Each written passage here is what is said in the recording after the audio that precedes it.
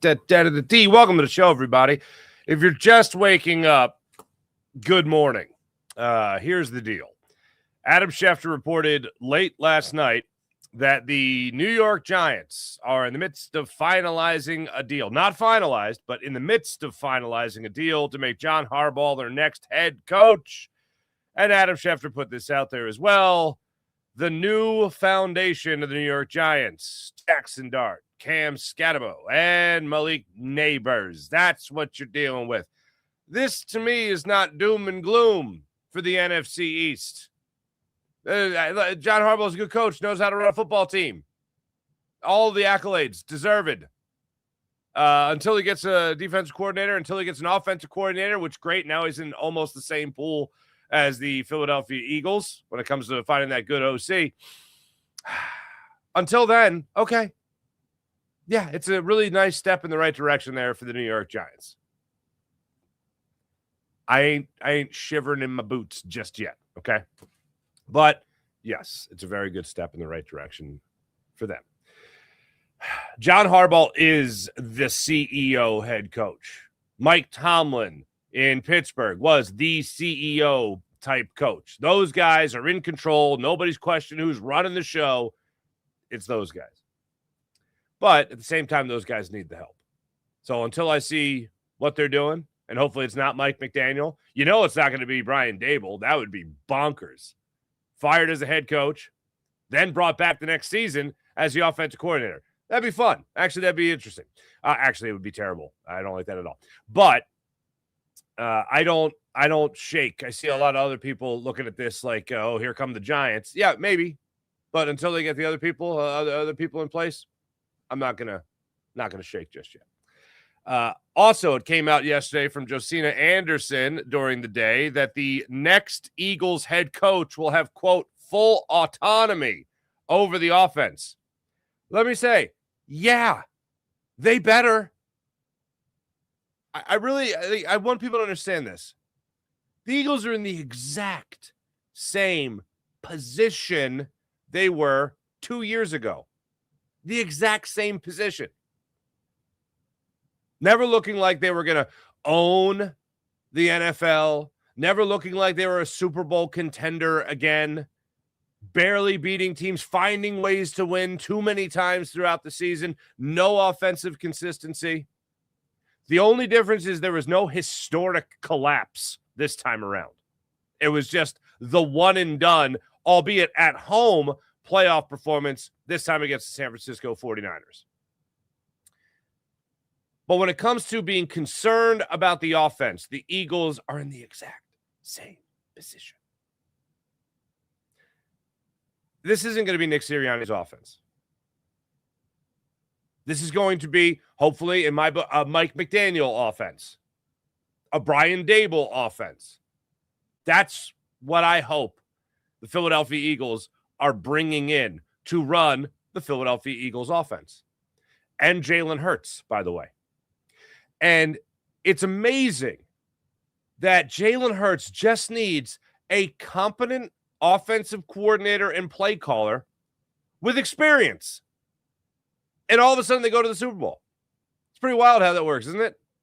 So maybe get him somebody who's competent. Maybe get him somebody who has experience. Yes, it comes at the cost, unfortunately, of not having that familiarity, not having that chemistry. Sure, it comes at the expense of that. But hey, one and done with Kellen Moore kind of worked out for everybody. So just get him that guy. Get this Philadelphia Eagles offense, that guy. People talk about creativity. Look, yeah, creativity's awesome, and I want it. And I certainly think if they bring in an experienced offensive coordinator and play caller that they're going to get that creativity. But also, can we get that home base that Jalen Hurts was talking about at the end of the year there on locker room cleanout day? Can we get that? Can we get that home base of understanding what your bread and butter plays might be? Can we get that? One thing I didn't talk about that has now gone viral from the last Hard Knocks episode was Jalen Hurts being excited about throwing over the middle and being aggressive. I mean, that kind of balls up and throws away any idea that Jalen Hurts is the one holding all this back. Jalen Hurts is the one holding back verticals? Don't think so. Jalen Hurts is the one holding back drops or a lack of effort from A.J. Brown? Don't think so. Jalen Hurts, he's the guy not calling Dallas Goedert's number enough? Yeah, I don't think so. Especially in the red zone. I mean, look, you could even discredit Jalen Hurts when it comes to maybe going after Dallas Goedert a little too much in crunch time, especially with the last throw of the season. But no, that's all happening on the sideline. That's all happening on the sideline. So get somebody that can help this offense along. Get somebody that can be on the same page with Jalen Hurts, and somebody that actually knows how to embrace the things that Jalen Hurts does well, but not to the point of predictability. For me, look, if I had my choosing, I'd bring Mike McDaniel in here. Now, he could still very, very much get a head coaching job. There was another report there overnight. I can't remember who put it out there, but the report was that Mike McDaniel might be more interested in a great offensive coordinator position as opposed to a meh head coaching position. Maybe Kevin Stefanski, this hasn't been reported, but maybe Kevin Stefanski is in that same boat as well, where you're getting an opportunity to win a Super Bowl with Jalen Hurts, this Eagles offense, Vic Fangio as your defensive coordinator. And look, we've looked for things that Nick Sirianni does extremely well, right? None of them come down to strategy, unfortunately. Sure, he'll embrace the analytics of when to go for it on fourth down. He'll embrace the analytics on when not to kick the field goal, when to go for it as well. He'll embrace those. But when it comes to motivating a team, when it comes to running a great team meeting, he seems to really know how to do that. Oh, and he's a bit of a people person, so he knows how to identify with his players. You want to look at things that makes Nick Sirianni a successful head coach outside the realm of Howie Roseman getting a boatload of talent for him and Jeffrey Lurie just signing checks. Then, yeah, that's what Nick Sirianni does really well. Oh, and that other thing of letting Jeffrey and Howie really, truly run the show. Yeah, Nick Sirianni does a phenomenal job of that. But when it comes to the offensive coordinator coming in here, yeah, I think this is a good spot to be. Oh, hold on a second. I have a owner that is willing to pay talent, has paid talent that I'll be working with. I have a general manager who knows how to acquire talent. That's a good thing. I like that. And Vic Fangio is running the defense? Oh, and they won a Super Bowl 2 years ago? This quarterback has been to 2 Super Bowls? Yeah, I kind of think that'd be a good spot for me. Speaking as an offensive coordinator, not as me personally. So, yeah, you're damn right they're going to have complete autonomy. You're damn right a guy like Mike McDaniel is going to like the opportunity to maybe win a Super Bowl as opposed to just start up somewhere else as a head coach. So when I look at Mike McDaniel, I look at a good spot to be here in Philadelphia. Also, somebody that could bring in a lot of that creativity that you're looking for, aggression that you're looking for. That's what he could bring to the table here in Philly. There are other guys that could do that. Brian Dable could certainly do that. Kevin Stefanski could certainly do that. I think McDaniel and Dable are more along the lines of guys that are looking for or more entertained by an offensive coordinator position as opposed to going right back into another head coaching job. Kevin Stefanski probably as the head coach of the Browns wants to get that out of his system as fast as humanly possible and take on a head coaching job elsewhere. Well, one of them looks like it's already taken up, and that's the New York Giants. You can cross that one off the list as of right now. As an aside, as I'm being reminded right now, as a matter of fact, for those of you that, I don't know, maybe were tuning into the show a year ago, there was a struggle with one of my wife's cats. My wife has 2 cats. I have no cats. Yes, I live with my wife. They're my cat roommates. I installed a barrier at the gate into the studio, and the cat has grown to a point where she now knows how to jump over it. So at any point, a cat could be on this desk. If you cat lovers, you're welcome. Just let you know, she's lurking around the studio, man. She's lurking. Hey, the 76ers sucked last night against the Cleveland Cavaliers. That was another good time. That's fun. We're all having fun here. The Cleveland Cavaliers beat the Sixers 133-107 last night. And after the game, Nick Nurse was, none too happy with his team's effort. Well, obviously they had a lot more energy than we did for whatever reason. Just, every facet of the game, they took it to us. faster up the floor, faster to the basket, faster to the offensive rebounds like crazy early in the game.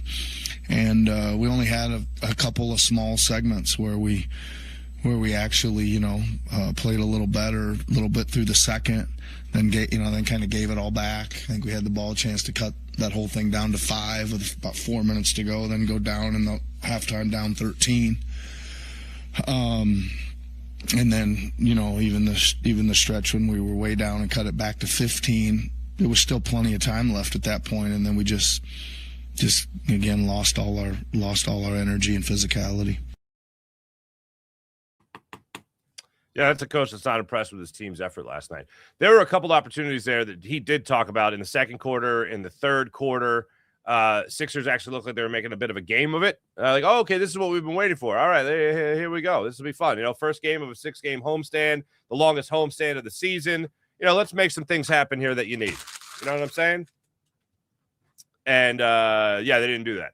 There was a Jabari Walker steal that he went all out for, got on the ground, got dirty, right?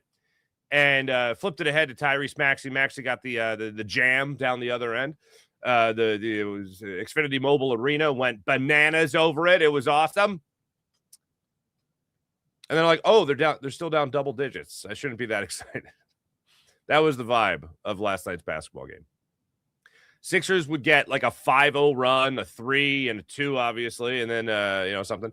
And then bang, right down the other end, they get another 3 from Mobley, from Garland, Donovan Mitchell. The other thing was, when you're watching the game last night with the Sixers, Donovan Mitchell has 8 points in the first half. And you look at Garland and you look at Mobley, and you're like, they have 14 and 13 points respectively. Donovan Mitchell hasn't even gotten it going yet. It's just a matter of time before that happens. Third quarter is when it happened. Mitchell had 20 points in the third quarter alone of last night's basketball game. 20 points alone in that one quarter. That ties a career high for him in the third quarter. He went on to have 35 points in 33 minutes. Joel Embiid led the Sixers with 20 points, and his turnovers were insane. It was like 5 turnovers at halftime. No bueno. Tyrese Maxey had 14 points in the game last night. That's his third lowest total all year. He was not great. It broke a 10-game streak for Tyrese Maxey of scoring 20 points or more in a game. Oh, and it was your Eastern Conference rival in a measuring stick game. And again, the first game of a 6-game homestand, and you laid an egg. Sixers grabbed it was like a 5-4 lead or something like that in the first quarter, and then that was gone. They kept on saying during the broadcast last night. I watched the ESPN broadcast last night. I don't know why. Sometimes I'll watch the national broadcast instead of the local just to get a vibe check, the national perspective on it. They kept on saying wire-to-wire winners. They were not wire-to-wire winners. Give us that 5-4 lead, please. Thank you. It was pretty terrible after that. It was a terrible Sixers game last night. And there were other opportunities there the Sixers had where they had wide open looks, difference-making looks, and clank, clank, clank. Cavs had 41 assists in the game and knocked down 20 threes. And they also outscored the Sixers in the paint by like 18. Something like that. I think it was 18 points. That was terrible. It was a terrible performance.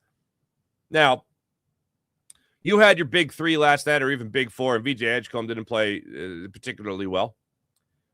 But you had all those guys last night. You had a healthy roster. Max Strus didn't play last night. Darius Garland hurt his foot. So he's most likely not going to play tomorrow night, Friday night, when they do the same thing again. Hopefully not the same thing, but play again. Sixers and Cavaliers again Friday night, 7 o'clock. That was terrible. Sixers actually had good vibes going, man. And then last night, not so much. Not great. Pretty terrible, as a matter of fact. So that's what you're dealing with right now in the sports scene of Philadelphia. Flyers got spanked again. One more note before I go back to the NFL, or back to the Eagles, rather. The Cowboys apparently are the headline I saw was sniffing. sniffing around. Okay. For Christian Parker, who is the Eagles' secondary coach and passing game coordinator. And that got me thinking when I was just going over the story that the Cowboys are interested in Christian Parker. You mean to tell me that Kevin Patullo's job last year as passing game coordinator and associate head coach was taken over by a guy that is now going to get looked at as a defensive coordinator for the Dallas Cowboys? That's the role, by the way, that Christian Parker, the Cowboys are interested in with Christian Parker. Okay.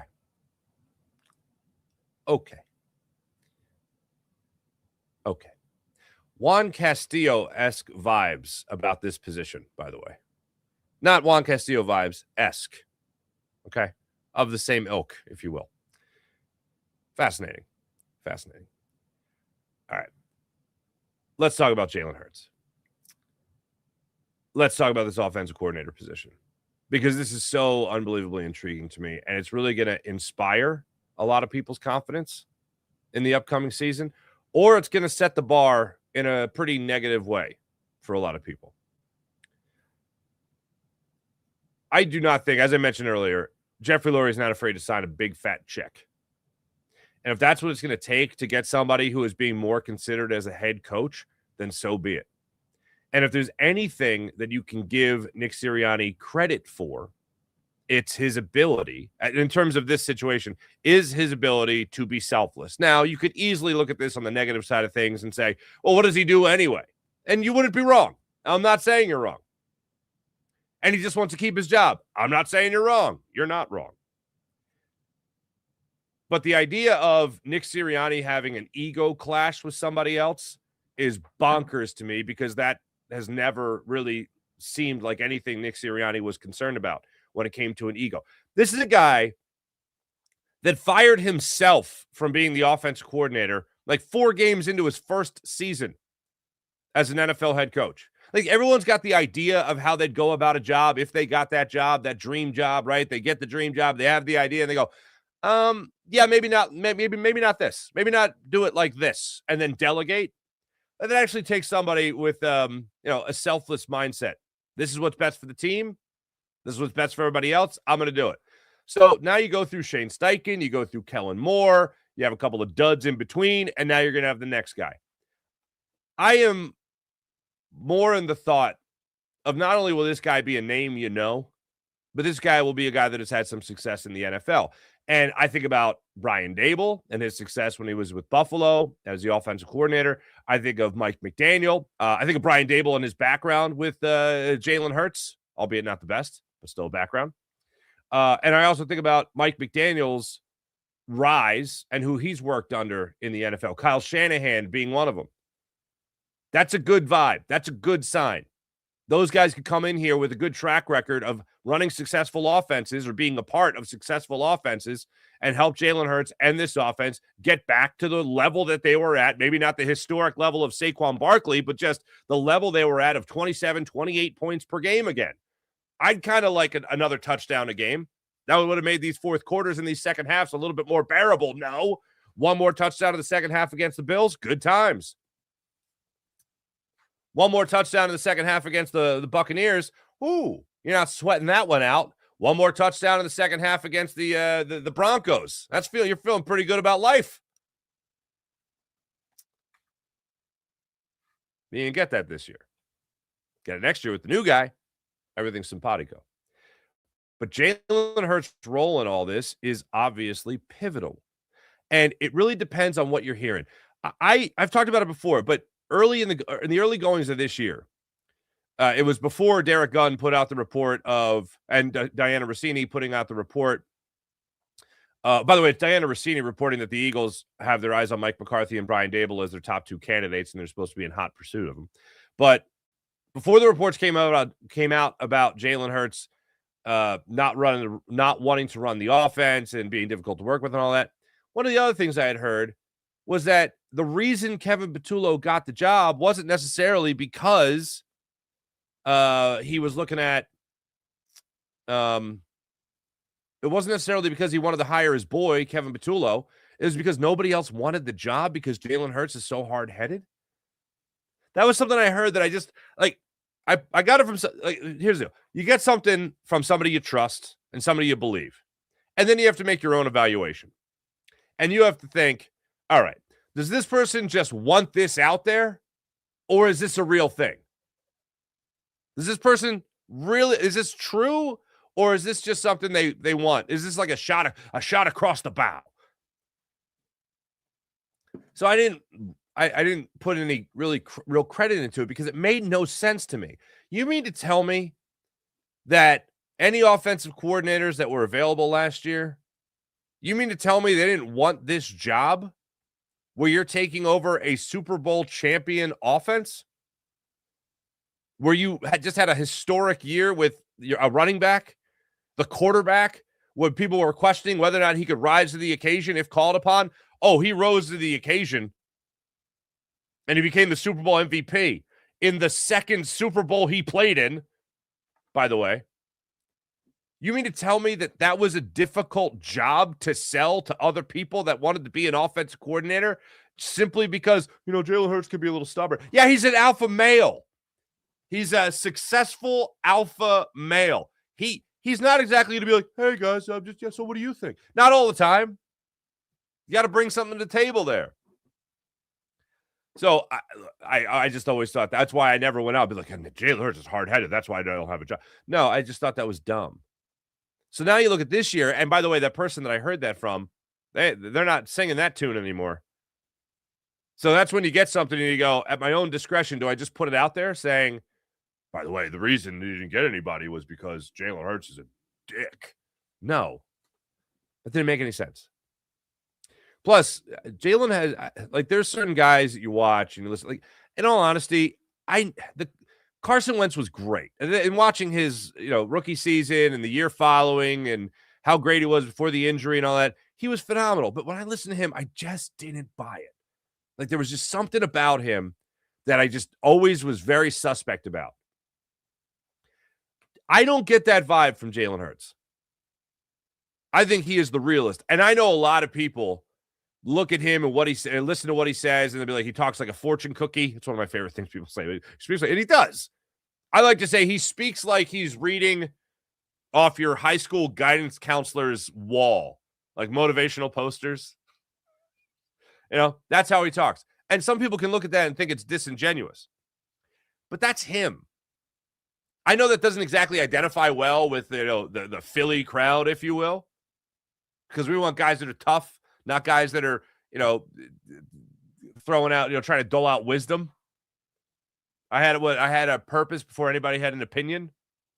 Things like that. Keeping the main thing. Oh, that's a conversational crutch for him.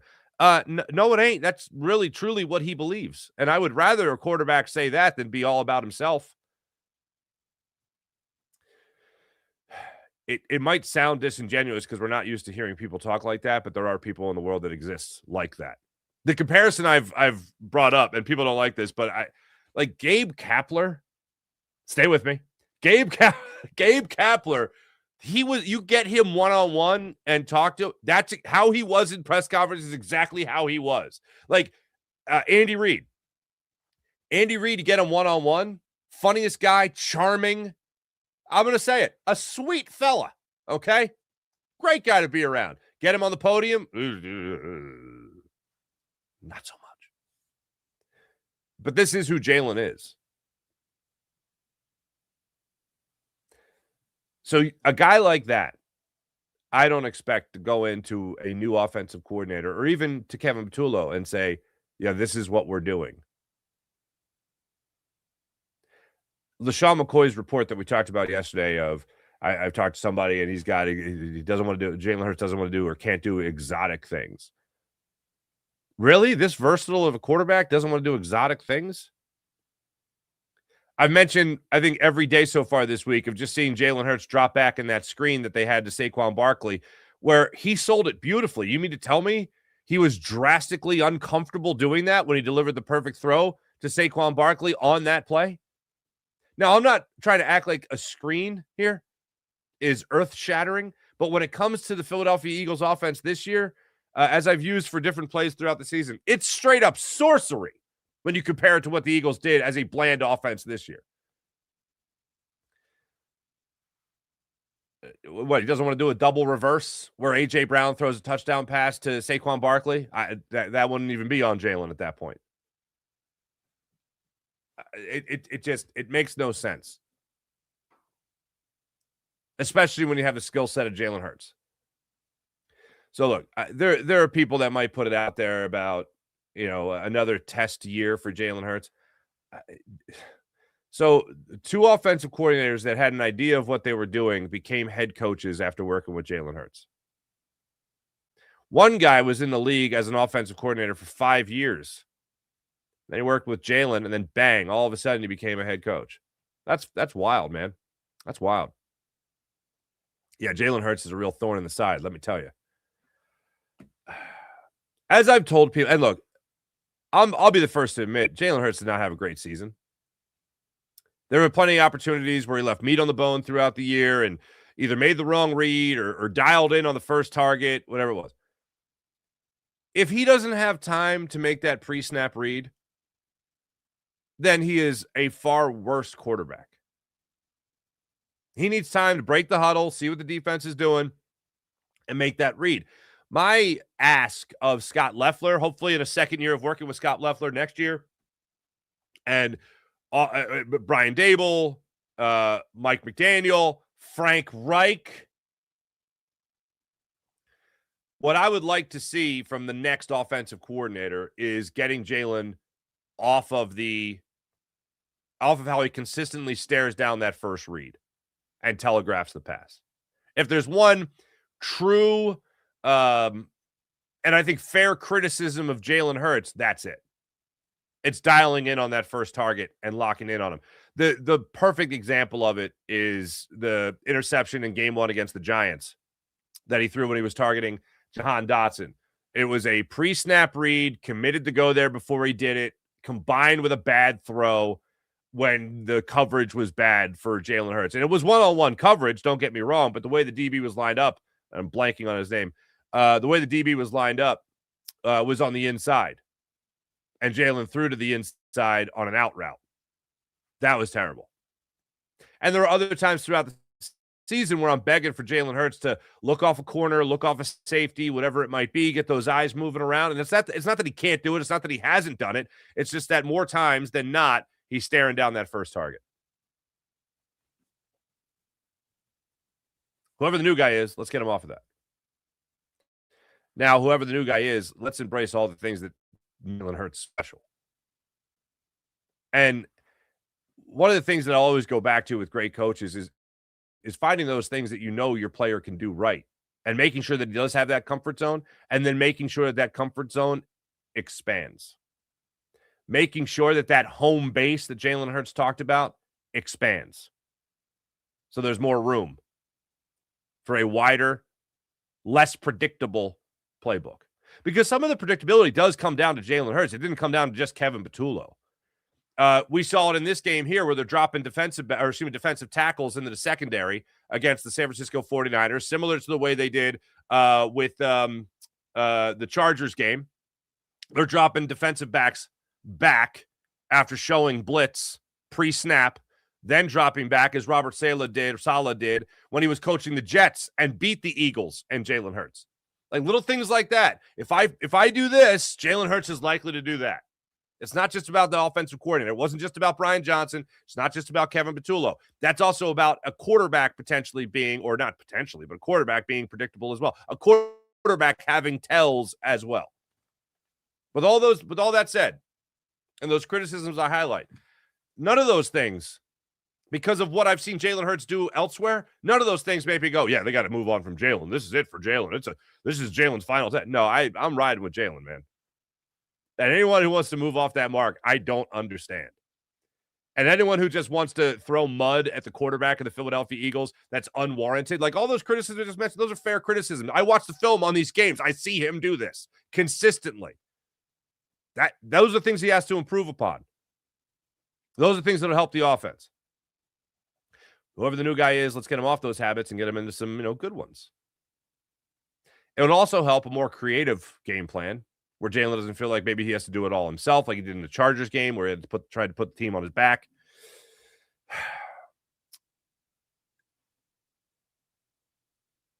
Ultimately, whoever the offensive coordinator is, it's going to come down to play.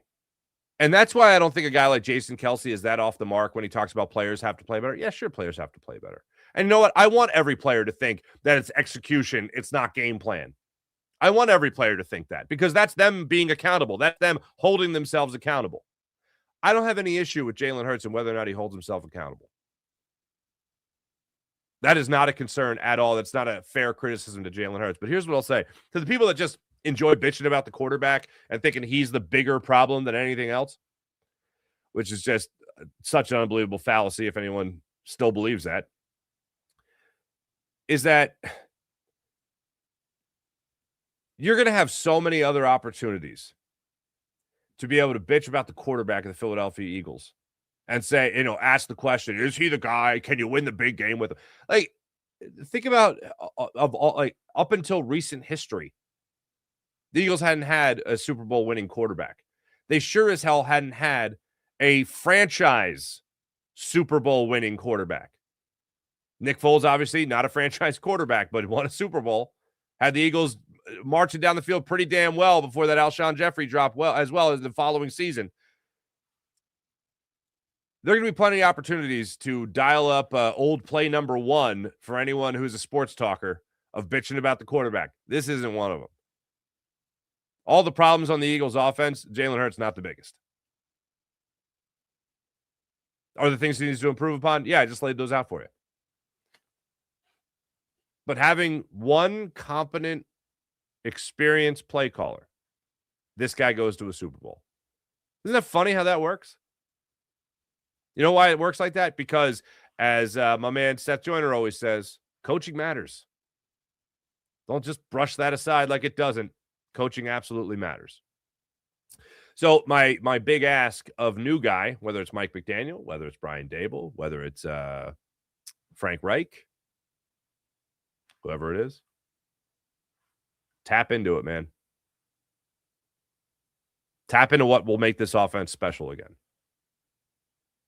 And if you have a quarterback who wants to be more aggressive, if you have a quarterback who actually wants to throw over the middle, unlike what everybody reports, like people after the Bills game, people were talking about how Jalen Hurts doesn't throw over the middle. You know how many throws were over the middle of the field, like between the hashes, in that Bills game? One.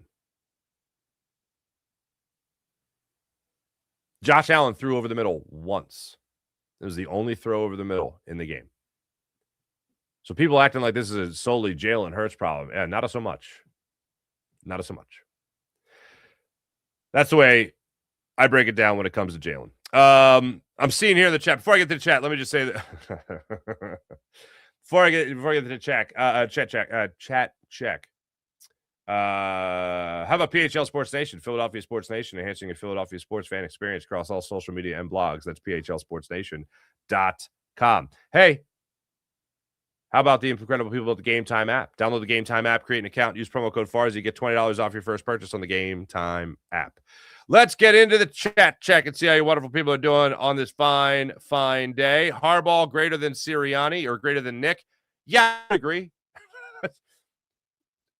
When I say, when you think of a CEO head coach, that's John Harbaugh. When people use the term CEO head coach for Nick Sirianni, my blood boils. Assistant to the regional manager head coach, Nick Sirianni. All right. Let's go up to here to the top. Jello, Harbaugh to the Giants. Philly is cooked. I don't think so. You still got a lot to prove. It's more than just a coaching hire. Think about it like this. The Giants were a head coach, offensive coordinator, defensive coordinator away from respect. The Eagles are an offensive coordinator away from having respect. Oh, and even with a dog, offensive coordinator last year, they still had 11 wins. They still won their division. So, yeah, you better pray that they don't get a competent offensive coordinator if you're anybody else. But, yeah, you can't deny. Great step in the right direction there for the Giants. Jason A., good morning. Kevin, good morning. Hardcore for all, good morning. CM Punk, hello. Johnny Farsball. Johnny Farsball. Thank you. I got it. So they're probably going to hire another puppet for Nick instead. No, they're not hiring another puppet for Nick. If they were going to hire another puppet for Nick, they'd just keep Patullo. Hey, it's 1 year with Patullo. He'll be better next year. The fact that Mike Garofalo has upped it from Kevin Patullo may come back to Kevin Patullo, I think I don't want to put words in his mouth, but basically move the ball forward. Imagine that for a return for Kevin Patullo to the point where Kevin Patullo wouldn't be fired as much as he would be demoted and stay with the Eagles. Do you think he's going to do that for Mike McDaniel? Do you think he's going to do that for Brian Dable? I think there's one guy he's going to do that for, and that's Frank Reich. That's why if I had to add a third name to Diana Rossini's report, it'd be Frank Reich. Because other than that, you're just getting the band back together. Sean Gillespie, hello. Hardcore for all, what's going on? Cats don't care about gates, so I'm noticing. Put a sheet of foil on stuff you don't want her to climb on that normally works for mine. All right, I'll have to put that at the top of the gate that she's now jumping over. She's jumping over the gate to get the steps. Cats, man. Cats. Harbaugh to the Giants. That's correct. Thank you, Sean. Jeffrey Lurie, founding Eagles Autism, hiring McDaniel as the mascot would be great for the OC. McDaniel will get by local media. Possibly. Cousin. Matt LeBlanc. Farzy, how are we feeling about Suarez? Oh, yes, of course. Ranger Suarez. 5 years, 130 to go to the Red Sox. Yeah, he had a... You better get Bo Bichette, man. You better get Bo Bichette. I need a constant bat in this lineup that can hit. Hit with some pop, hit for average, play just about anywhere you need him to in the infield. You better land somebody big. Rangers special, man. Chiriani, Jalen Hurts, hard-headed. I trust him over Patullo and Chiriani. He wants to win, even at the cost of stats, right? Very true. Hard-headed for Carson Wentz at the expense of health. I agree. Thibodeau, Carson, suspect because of the fact he has no soul, a.k.a. Hilarious.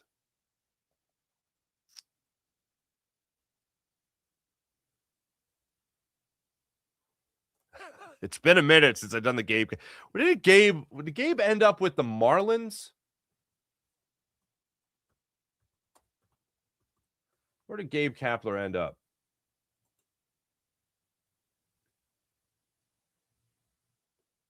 That's right. Yeah, now I'm the general manager of the Miami Marlins. So good luck to the rest of the NL East. I'll be running the show here.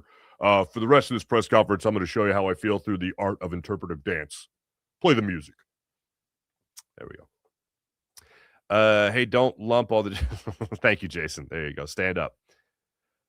Harbaugh greater than Sirianni. I agree. Harbaugh versus Nick in a steel cage match. Brian, I'm into it, man. I'm into it. I just can't read. Daybald? Come on now. And Sarianni. Cylon would be a definite sports entertainment. Hell yeah. The definition of sports entertainment. Yeah, Gabe's a GM now, man. He wanted to be the GM of the Dodgers, but that didn't happen. Then he became a studio analyst for Fox Sports 1. And then the Phillies? I might have that off. Because they hired Brian Roberts over him. No, he wanted to become the manager. That's what it was. He was in the front office of the Dodgers, wanted to become the manager. Didn't do that with Brian Roberts. And then he went to the Phillies. And now then he went to the Giants, of course. And now he's the general manager of the Marlins. We're going to put coconut oil all over our bodies and slide past everyone in the NL East. Anyway, that's enough of that. On a serious note, best part of the NFL playoffs, no Cowboy talk, right? By the way, oh boy. Speaking of speaking of NHL, as I have that slip there, Flyers, man. Damn. What are they down now? 4 in a row. Come on. 4 straight games also of not scoring more than 2 goals. No bueno. And what, Vladar just went down too? What are we doing, folks? What are we doing? Thanks, everybody in the chat. You guys are great, by the way. Appreciate you. Oh, Monica Lewis, this is interesting. So much for the OC job. Not so much for the OC job is attractive, not because of Jalen Hurts or the players. It's Nick. The OCs are already asking Howie, will they have full control? Yes, that is true. The complete autonomy is the thing. Thanks for listening. Thanks for watching, everybody. My name is Mark Farzetta. This is the Farzy Show presented by MyBookie, mybookie.ag. So make sure you guys like and subscribe to the Farzy Show. I'll be back with you guys immediately on Locked On 76ers. Keith Pompey and I breaking it all down with the state of the 76ers right now, starting off their 6-game homestand with a loss. Did I say a loss? A blowout loss to the Cleveland Cavaliers. Thanks for listening. Thanks for watching. Catch you guys later.